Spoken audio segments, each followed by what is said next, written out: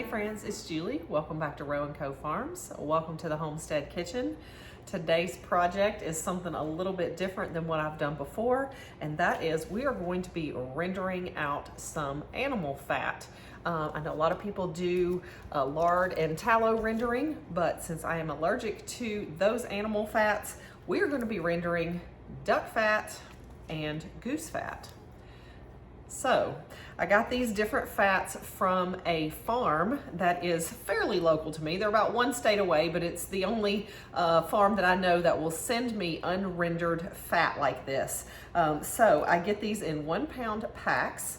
And they're fairly decent price. It's $5 per pound, and I do think that is a reasonable price for a pound of animal fat. So these are still a little bit frozen, and while they're frozen, we're gonna kind of chop them up into a little bit smaller pieces. It'll make it a little bit easier that way, and then we're gonna get these into a crock pot and let them start to simmer down. Since goose fat and duck fat are very similar, I am gonna just combine these together and let them become one, and I think that will be just fine. I like using chicken fat too. That's really good. I don't have any of that right now, but I think just combining these together will be a little bit easier than trying to do 2 separate batches of the different fats. So if you guys are interested in seeing something like this, come along. Let's render some duck fat together. Okay, so I'm gonna go ahead and get these opened up. And I'm gonna see, they've started to thaw out a little bit, so I think I'm gonna be able to cut them up a little bit easier. If they're still too frozen, I won't be able to, but it's always a little bit easier to chop up these fatty things when they're still a little frozen, because they get slippery because it's fat, obviously. Oh yeah, this is perfect. So we're just gonna kind of chop through this. And then we're gonna cut it again into even smaller pieces. I do this with my chicken fat too. After we butcher our chickens, I try to save as much as I can, and then we render it out.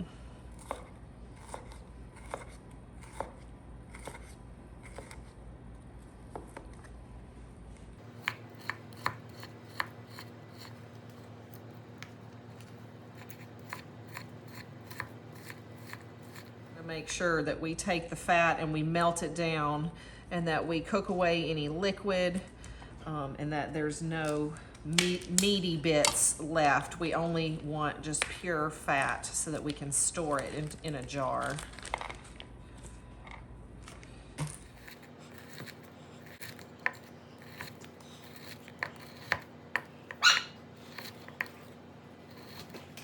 I really like to use duck fat, goose fat, chicken fat, all of those for cooking as an alternative to any other cooking oil, basically. You can use it instead of butter, instead of olive oil, or any of your, canola oils or corn oils.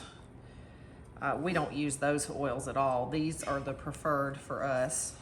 I know a lot of people think that animal fats are terrible for you, but if you're eating pasture-raised animal fats, then you're in good shape. Wow, so there is all of our duck fat. Let's go ahead and, I'm actually gonna go ahead and get my crock pot and put it in there. So I've got the pot here for my instant pot. I'm gonna use it on the slow cooker method. So I'm just gonna add all of this into there.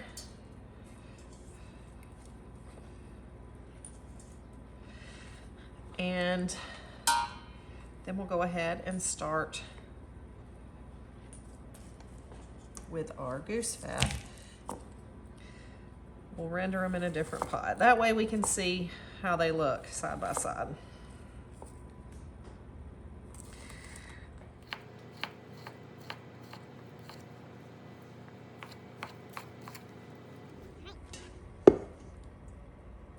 This is the goose fat in the big one, and this is the duck fat in the small one.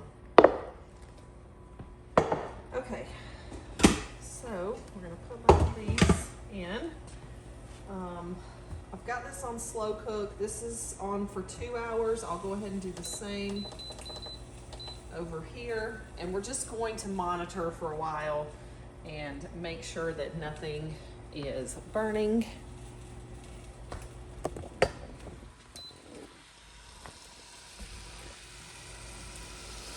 So I may add just a tiny bit of water into the bottom so that we don't scorch any of the fat, and rather we're just slowly cooking it and melting it. Okay, so I am adding just a tiny bit of water into the bottom, just to make sure that we don't scorch anything. And what we'll have to do is just make sure that that water gets cooked off during our rendering process, because we don't want to have very much water at all, or no water actually when we get done. So, and there's an easy way to tell when you're doing this, to see if there's still water left in it, and it's just to watch how it's bubbling and boiling.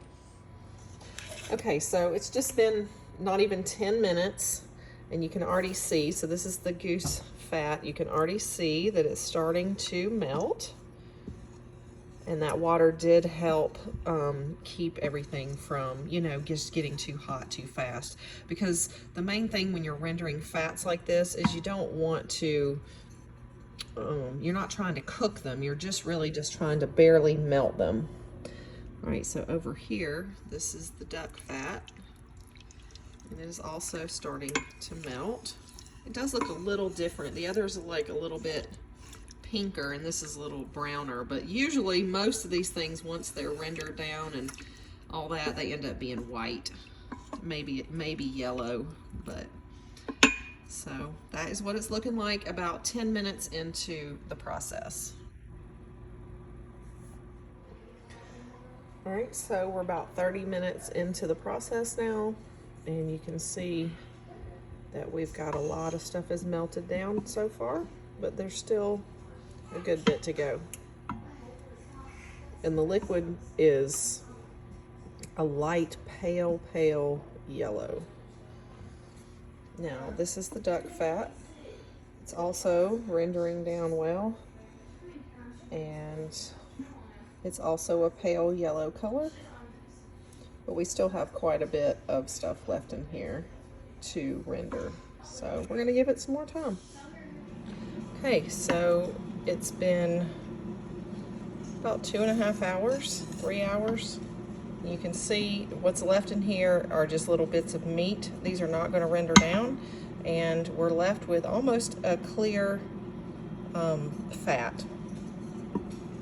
So that is perfect. That is the goose fat, and this is the duck fat. And it's the same way. Everything that's left in here is more little meaty bits. So we're just going to strain all that off. And you can see that our liquid is about pale yellow. Okay, so I've got a sieve and a glass pitcher here and just some cheesecloth that we're going to line this with, just to make sure that we're able to really strain all the little bits. So I'm trying to pull this apart a little bit. Okay, there we go.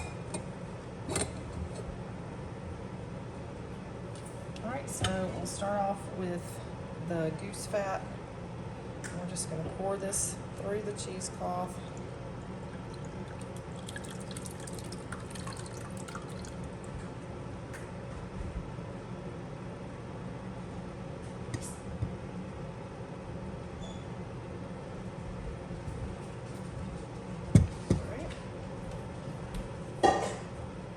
Okay, so I strained that first batch and I realized that there was still some water in it, so I have put it back into my pot and I've turned it on to the saute function just to get it almost boiling a little bit.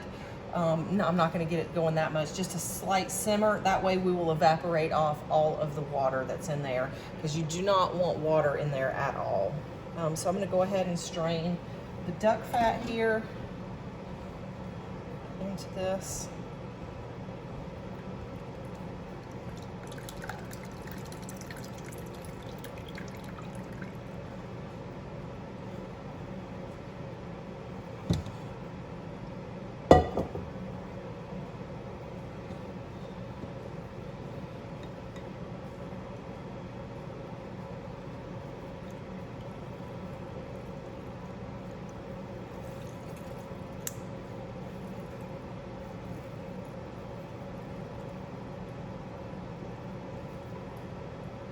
Okay, so you can see, if you can see this layer in here, that's water at the bottom. That means that we need to do the same with this. We need to cook this so that we can evaporate off all of the water.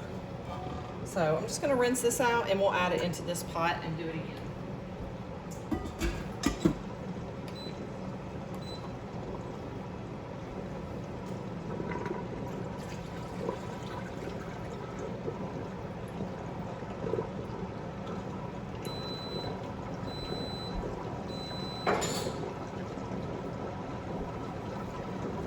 So I'm going to show you. So you can see how this is like bubbling and boiling like this. That is only happening because there is water in there. Once the water is all evaporated, it will no longer bubble like this. That's how you're going to know that there's no water left. As you can see in this one, that the bubbling has slowed down quite a bit. Now there is still some bubbling happening, so there is still some moisture in there. So we're going to let that keep going. But you can tell that it's slowed down quite a bit.